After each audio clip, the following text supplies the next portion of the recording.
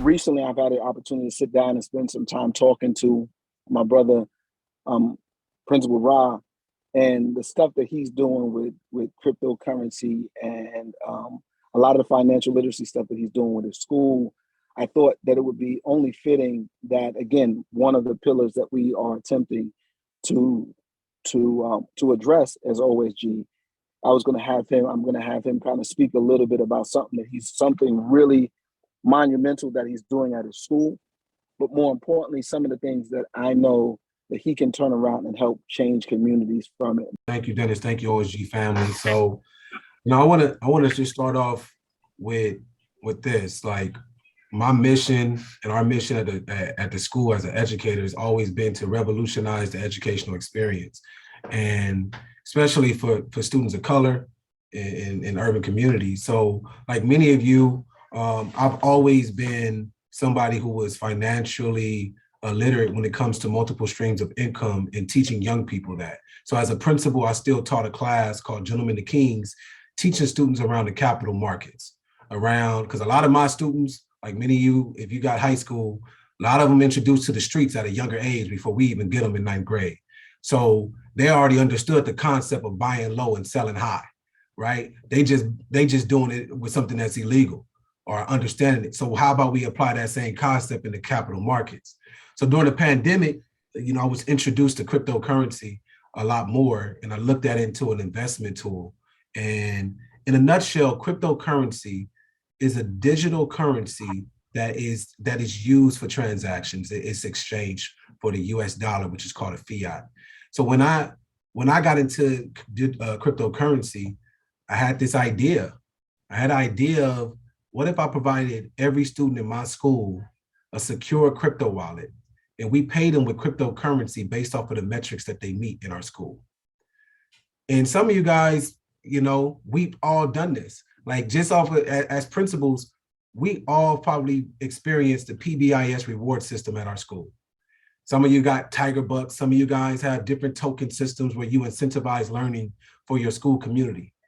In essence, think of that, but now they're actually getting an asset, or they're getting paid through crypto in which they can exchange upon graduation.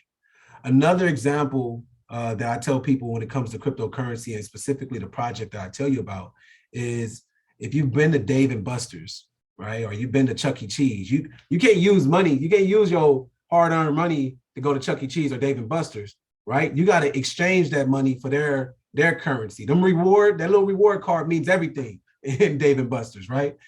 And then you can exchange that back at the end and get your money back. So in essence, that's what we're doing to try to close the wealth gap, increase graduation rate, and just revolutionize the educational system. So I end up founding a platform called K12 Crypto. And K12 Crypto is the first ever token economy that we will pay students in the form of cryptocurrency, in which we'll be piloting out next spring. We had several schools in regards of our OSG family that's part of it. Just met with Kenya Miller, who's opening up her school. I met with the Avenger, April Leon, Trav, and then we have our sis out here in California, Tiffany Gilmore, who's launching her entire school that will be paid through a secure platform through the form of cryptocurrency based off of metrics that we set with her school. You combine K12 crypto with restorative practices, and now we're talking about revolutionizing the experience for kids through restorative practices, and revolutionizing a system in which could attack the $1.7 trillion student loan debt crisis. If we peel back the data from student loan debt, Black women are the #1 student loan debt demographic in the entire nation. The average Black student first year out of college we have 18% of Black students out of college have more than $30,000 in student loans, compared to 6% of our white counterparts. So K12 crypto solves a long-term problem when it comes to student loan debt, but it also solves a short-term problem when it comes to incentivizing education. And it encourages students to be part of the new economy that's creating, which is called Web3. K12 crypto, we're piloting out with 1,000 kids across the nation. That's a baseline. Year 2, we're going to move to 250,000 students. We're trying to address students to address the wealth gap long term. So my daughter is in first grade right now. So I want you to imagine a first grade or a kindergarten student having a secure app in which they earn while they learn. And they earn while they learn throughout school.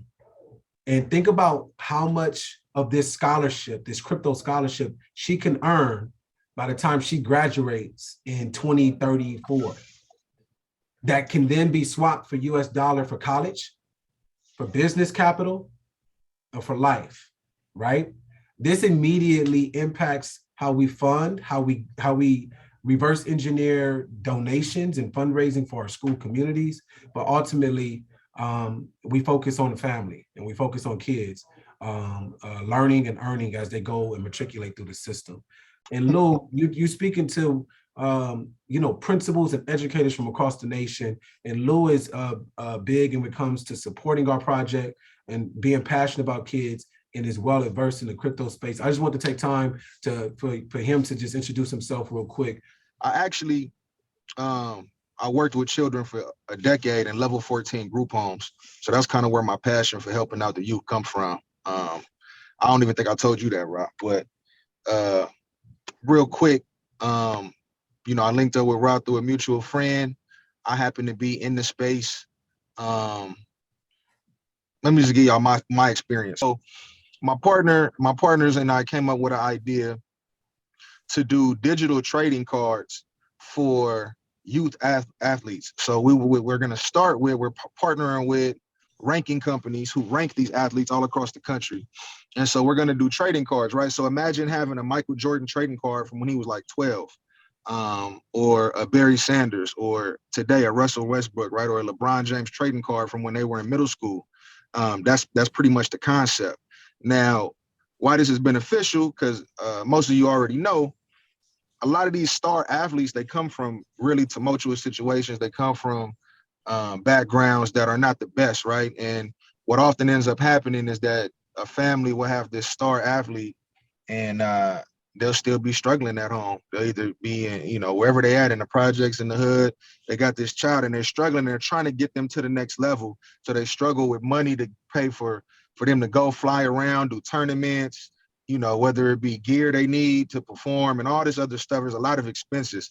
And so why this is beneficial for them is because we get to teach financial literacy now from the gate, because as I'm sure lots of you already know, a lot of these athletes end up going broke because they don't know. They go through their whole life with this talent and people kind of cater to them and take care of them, but they never teach them how to maintain wealth. And so now we get to do that from the gate, from the pee-wee age, 9, 10, whatever the ages are down there, little league, all that. It's going to go across all sports. And so now we get to teach the families and the youth athletes about this technology. And by default, they'll be learning about financial literacy and assets. Now, it's beneficial because the way we have it set up, and this is where me and Rob really clicked. I started laughing when he told me about what he was doing, is because the profits of this, half will go to the company that will keep the minority percentage. The bulk of it will go, half of it will go to the family, and then the other half will go to the youth athlete. And now what happens with that wallet is that it will be time locked until they're 18. So essentially it acts as like a trust fund, and Rod's doing something similar with his tokenized school economy that he wants to implement across the nation. So there was a lot of different synchronicities there where we was like, we just got to make it happen. We got to work together. We got to make it happen. So Lou, Yeah. my question to you is how does this apply to the average kid in the school? As he comes into the school, what system is going to be set up so that the average kid who comes in, maybe the non-athlete, but just as a kid who may not have very many options, how do we set him off on the right path using this system that you guys are putting together? Yeah, so I jump in here, Lou. So how K12 work is similar to It's an app. It's an app based, and it's a secure wallet that goes along with it. For the educators in the room, imagine putting a student on Khan Academy, right? And they're working in Khan Academy, or they're working through modules, or they're working at your school site, and they will be airdropped or sent tokens based off of the metrics that's predetermined that you want at the school. So for example, there's going to be onboarding for this kid. They get signed up with the app. Parent also gets signed up in the app. Many New York public schools are like LA. You got a little parent portal. You got a little thing where the parents could see what's happening with the kid. Similar like that will happen with our K12 app. So now parents will be involved to be able to track, to understand learning and the earning that takes place with that, right? So now this kid will understand and literally learn and have financial literacy from day one. And if not, as a kinder, right, it's the parent. The parent is understanding, and that already ignites a dialogue, right? That's parent involvement, because a lot of times we have this parent portal. The parents will come when attendance is already bad. They're like, I didn't even know the attendance was messed up. But parents would be a lot more involved if they know money is involved, and they know this is not unlocked until this future is manifested, which is high school graduation.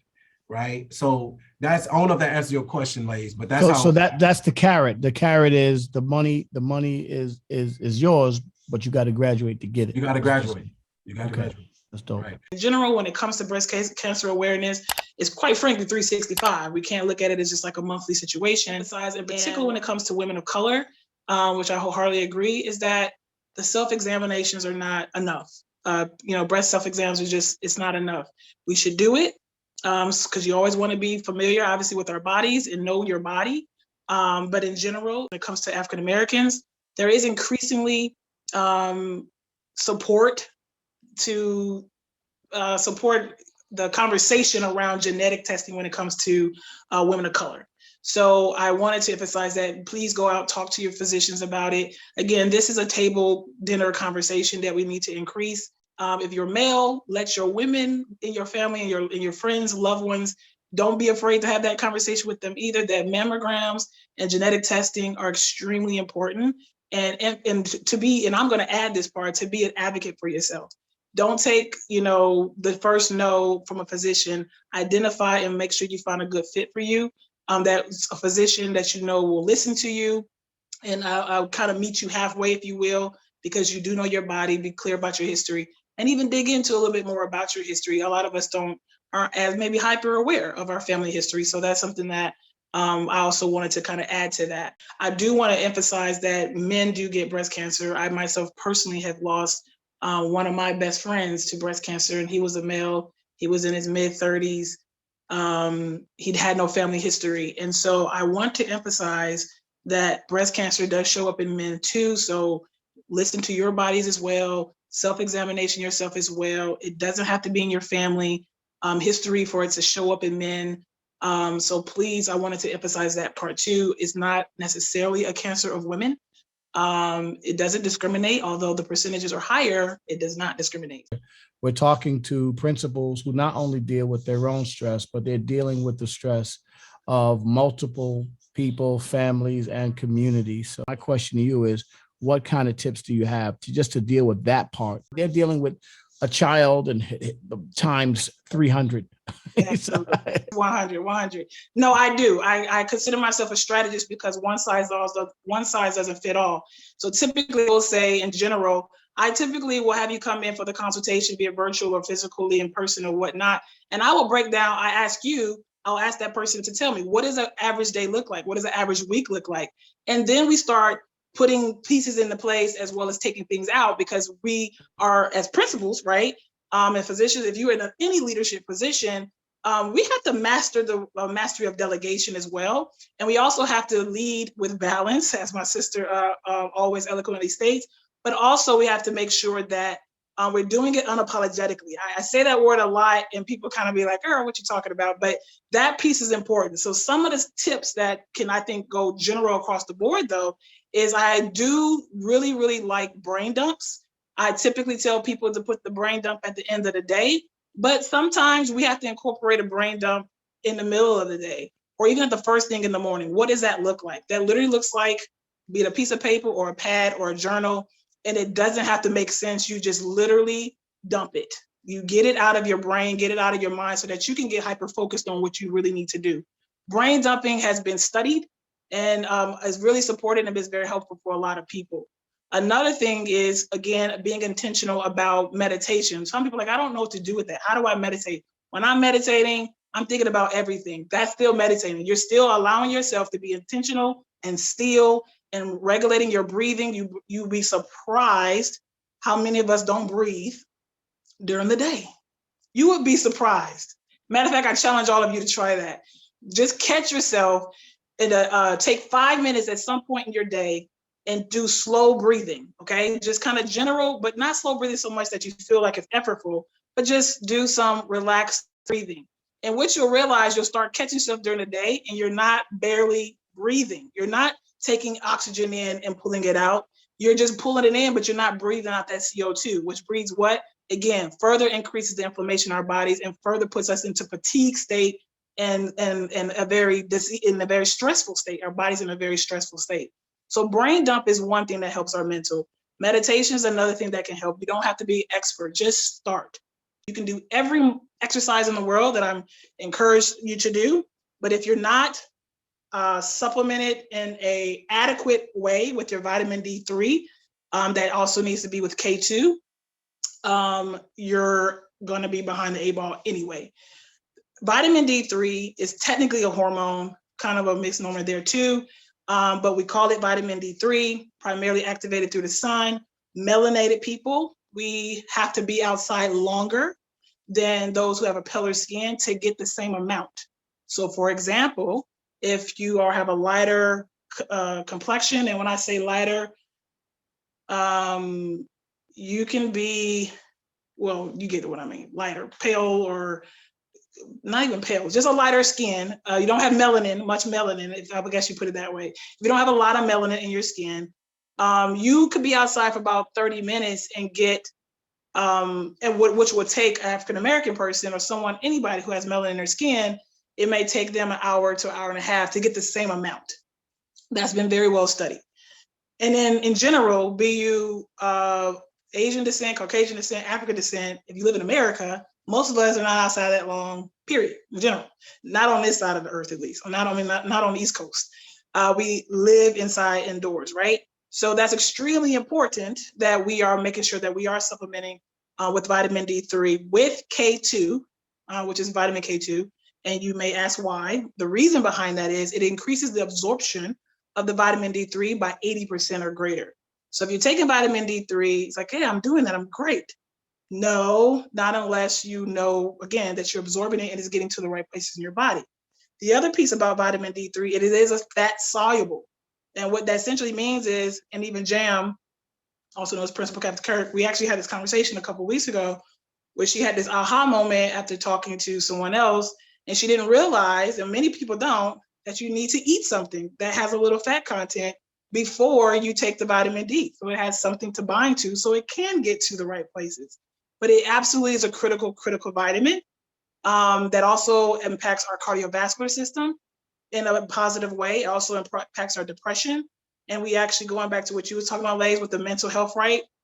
When it comes to that, there's been studies that support that a patient who had depression, they were on medication for depression, but were super low with the vitamin D3, so weren't really getting better with that. Once they were supplemented vitamin D3 to get them to an adequate amount, not only did they have decreased depressed moods, they also was able to reduce or come off of their antidepressants. So it's really critical and it's naturally occurring, but we don't get out there naturally occurring enough, including myself. So of course I absolutely supplement with that.